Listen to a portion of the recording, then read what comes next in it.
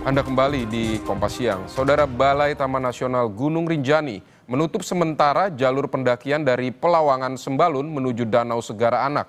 Penutupan dilakukan menyusul 3 insiden jatuhnya pendaki asing di jalur tersebut dalam rentang waktu kurang dari sebulan setelah tewasnya pendaki Brazil Juliana Marins. Seorang warga negara asing kembali mengalami kecelakaan saat mendaki Gunung Rinjani, Lombok, Nusa Tenggara Barat. Kali ini pendaki perempuan asal Belanda, Sarah Tamer van Holten, yang terjatuh di jalur Pelawangan menuju Danau Segara Anak dan mengalami cedera pada bagian leher. Lokasi dan kondisi medan yang sulit membuat tim SAR gabungan mengupayakan evakuasi lewat jalur udara. Pendaki Belanda itu kemudian dibawa ke rumah sakit di Bali untuk perawatan. Dan kondisi sampai dengan saat ini masih sehat dan ada luka-luka di kepala dan sudah langsung ditangani didampingi oleh dokter Poliklinik Nusa Penida tersebut dan langsung dievakuasi menuju rumah sakit BIMC Kuta. Peristiwa ini hanya berselang sehari di lokasi yang sama saat pendaki asal Swiss Benedict Emeneger mengalami kecelakaan pada Rabu 16 Juli lalu. Benedict mendaki Rinjani bersama 4 rekannya melalui jalur Sembalun. Saat turun itulah korban terjatuh dan diduga mengalami patah tulang pada kaki. Pendaki asal Swiss itu akhirnya berhasil dievakuasi tim SAR dalam keadaan selamat menggunakan helikopter dan dibawa ke rumah sakit di Bali. Sebelum 2 insiden tersebut, pendaki asal Malaysia juga mengalami kecelakaan di jalur yang sama pada 27 Juni silam. Ia terpeleset dan kakinya terkilir saat hendak menuju Danau Segara Anak.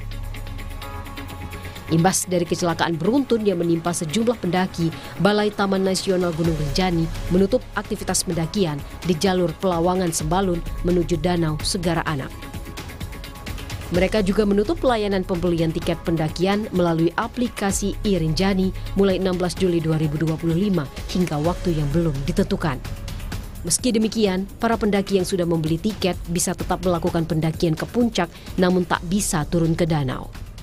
Kita lihat beberapa kasus terjadi kan banyak terjadi di Pelawangan ke danau. Nah, ini kita coba dalam waktu dekat ini mungkin besok mungkin kami sudah mulai bekerja ya, arti menghindari kecelakaan berikutnya ya. Berarti pada hari ini mulai ditutup ya? Ya, sudah tutup. Sampai berapa hari? Kita nunggu juga informasi selanjutnya. Untuk proses perbaikan jalur atau? Iya, perbaikan jalur. Jalur yang mungkin agak ini sedikit lah ekstrim. Tapi kalau orang tidak berhati-hati itu rawan sekali terjadi kecelakaan di situ. Sebelumnya, pendaki asal Brasil Juliana Marins tewas terjatuh ke jurang saat mendaki puncak Gunung Rinjani pada 21 Juni lalu. Cuaca yang tak bersahabat serta medan yang berbahaya membuat jenazah Juliana baru bisa dievakuasi pada Rabu 25 Juni. Dari hasil otopsi terungkap penyebab kematian Juliana karena mengalami pendarahan dan luka setelah terjatuh di kedalaman 600 meter di Gunung Rinjani. Tim Liputan Kompas TV. Saudara, untuk mengetahui kondisi jalur pendakian di lokasi jatuhnya 3 pendaki asing, sudah terhubung bersama kami ada relawan Kalpa Rinjani, Aping Alkaf. Selamat siang Mas Aping. Mas Didi.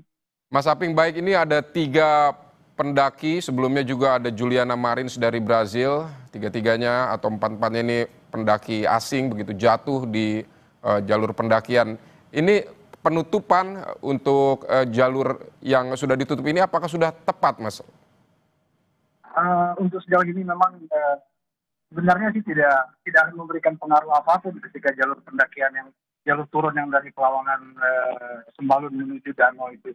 Dan itu toh juga kondisinya memang itu jalur agak sedikit curam di situ sekitar 45 derajat. Jadi kondisinya juga masih perlu ada perbaikan-perbaikan, mungkin untuk menutup dengan intensitas jumlah pendaki yang sangat banyak, mungkin untuk saat ini ya cukup pas lah untuk ditutup untuk saat ini untuk sementara waktu. Tapi untuk waktu yang lama saya pikir kasihan juga pendakinya yang sudah jauh-jauh ke sana untuk mendaki Rinjani tanpa harus melihat ke Segara Anak juga kasihan. Cuman memang untuk ya, Baik, Mas Aping, ini kalau Anda bilang ini ya sudah cukup pas lah untuk ditutup sementara. Tapi ketika misalnya nanti dibuka lagi, apa yang harus dilakukan atau selama penutupan ini apa yang harus dibuat di jalur pendakian itu agar tidak terlalu berbahaya lagi? Ada beberapa spot di situ di kawasan trek di antara turun dari Pelawangan Sembalun menuju Danau Segar Anak memang sedikit curam dan jalannya berbatu dan agak membutuhkan pengamanan untuk bagi para pendaki, terutama para pendaki pemula yang baru kali ini naik gunung, dan di situ memang treknya cukup terjal dan membutuhkan konsentrasi yang fokus lah di situ. Jadi dan itu spotnya itu ada banyak, ada beberapa tempat yang memang memerlukan kehati-hatian ekstra, dan di sana itu batunya itu cadas dan cukup tajam yang otomatis membutuhkan kehati-hatian yang ekstra di situ, Mas Widi. Ekstra itu maksudnya berarti itu harus dari pendaki begitu ya Mas, di namanya upaya dari pendaki, tidak ada misalnya dipasang pagar atau dipasang apa seperti itu?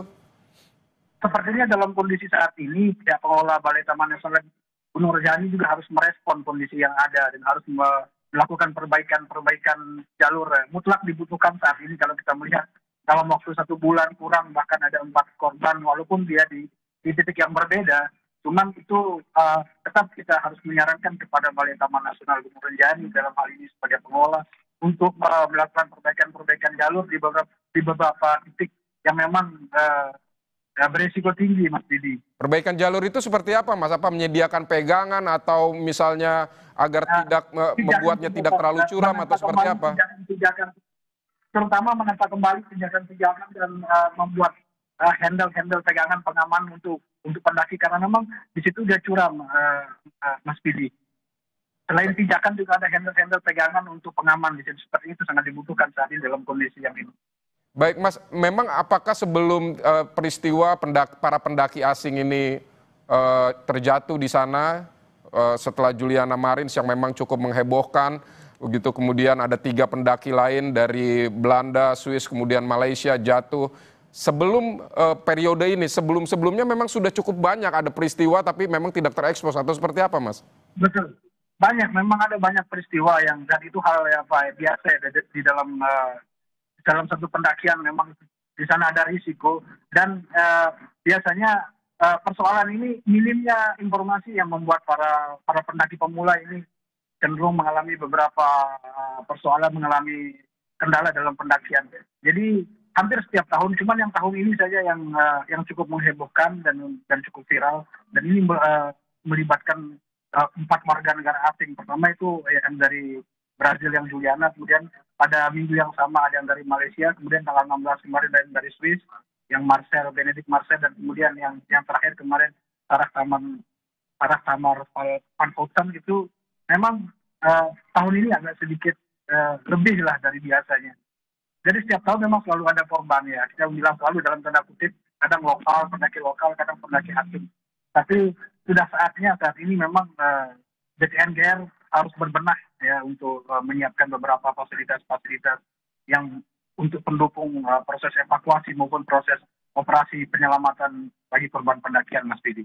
Mas Aping juga menyebut ini salah satu penyebabnya adalah kurangnya informasi dari para pendaki, terutama pendaki pemula. Memangnya informasi apa saja yang harus diketahui oleh para pendaki pemula sebelum mendaki Rinjani?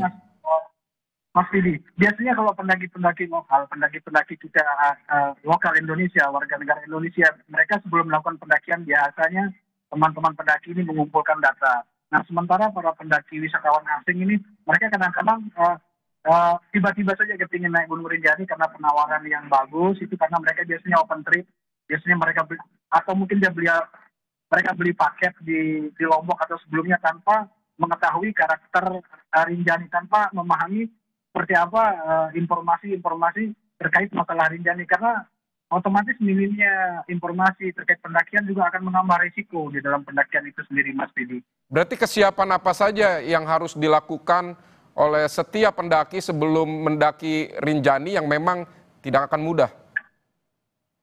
Rinjani ini agak berbeda dengan karakter gunung-gunung yang ada di Indonesia, Mas Didi. Jadi biasanya gunung-gunung yang ada di Indonesia yang vulkano semua itu bisa kita lakukan pendakian dalam waktu sehari ataupun 2 hari. Nah, Rinjani ini karakternya berbeda, jadi sangat membutuhkan informasi yang lengkap terkait Rinjani. Harus sebelum melakukan pendakian harus menyiapkan informasi yang lengkap, kemudian fisik tentunya, Dan yang paling penting dari segala itu, dari semua itu logistik Mas Bidi. Karena mendaki Rinjani tidak bisa sehari ataupun 2 hari. Rata-rata pendaki Rinjani itu memerlukan waktu 3 hari 2 malam. Itu paling cepat ya. Jadi sebaiknya kepada para pendaki pemula, selain memahami tentang Rinjani itu sendiri, harus mempersiapkan fisik yang betul-betul dan mental. Mental ini sangat mempengaruhi, terutama di dalam di trek-trek khusus yang di wilayah bagian puncak, dan logistik Mas. Karena logistik yang baik juga akan memberikan berdampak bagus pada semangat. Mas Aping, kalau Anda menilai sejauh ini sistem keamanan dan pengawasan terhadap pendaki yang ingin mendaki Rinjani ini seperti apa? Kalau sistem pengawasan yang sudah diterapkan oleh Balai Taman Nasional Gunung Rinjani sudah cukup bagus, Mas. Cuman kita kan di Rinjani ini salah satu gunung yang ramai, sehari itu bisa 700 pendaki yang melakukan pendakian. Jadi dalam 2 hari itu bisa ada lebih dari 1.000 pendaki. Jadi Balai Taman Nasional Gunung Rinjani memang harus memiliki formula-formula khusus yang diperlukan, karena jumlah pengunjung peminatnya sangat banyak, berbeda dengan gunung-gunung yang ada di luar Lombok. Jadi so far sistem yang diberlakukan oleh Balai Taman Nasional ini sudah cukup bagus. Hanya saja masih memerlukan banyak, terutama kepada para operator pendakian, pada trekking organizer, mungkin di situ harus ada pembekalan kembali, harus ada pelatihan kembali terkait masalah ilmu mountaineeringnya, terutama bagi guide ataupun porter. Paling tidaklah ketika para guide atau porter ini memahami ilmu mountaineering, mereka bisa melakukan penyelamatan lebih dini sebelum ada tim dari Basarnas. Mas Aping, singkat saja Mas. Karena terlalu banyak pendaki yang naik ke Rinjani, mereka harus bersisian ketika mungkin pergi mereka naik atau mereka turun, sehingga di lereng yang sempit ini berbahaya kan Mas? Atau seperti apa, sehingga memang harus ada pengurangan? Sepertinya harus dimahalkan ya, harus dimahalkan dia. Paket Rinjani harus dimahalkan, artinya lebih ditingkatkan fasilitas supaya jangan tidak terjadi perang tarif antar sesama trekking organizer. Jadi supaya pendakian Rinjani juga lebih dimahalkan, dan Balai Taman Nasional Gunung Rinjani juga lebih bijak dalam menetapkan kuota antar setiap pintu, kuota pendakian maksudnya Mas Didi.